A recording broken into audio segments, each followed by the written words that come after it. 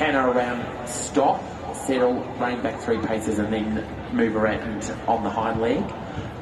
Changing direction. Yep, changing direction, and then the haunch turn is all in one movement. So that's stop and move in the same. You don't actually stop and stand and relax. A haunch turn is a continuation of the movement and changing direction. And a flying change is when you come through the centre instead of a trot through change. We will all in one motion move the front and the back legs to change direction. Quite fascinating. Now, with the stock horses, I believe also the judging is done more on a point score system. You're working towards a standard as opposed to the classes we're seeing out here where the judge would be comparing horse A or the first horse to the second horse to the third horse. Stock horses are based on a point score against the standard. Absolutely, yeah.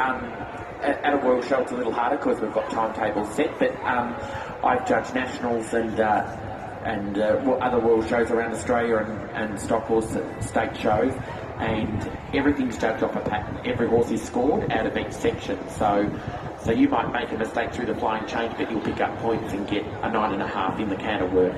So somewhat similar to dressage? Absolutely similar to dressage. And the pattern book's really honest, and your score's up there, and I find it very fair for judges and competitors. It's quite an interesting way to look at it. I know I've considered that in how that would translate over to our show horses and things. I guess probably the biggest thing it creates is consistency. If you're working against a standard or a workout or a pattern, you're getting that same pattern every time. The judge then needs to assess against that pattern, and we're creating consistency.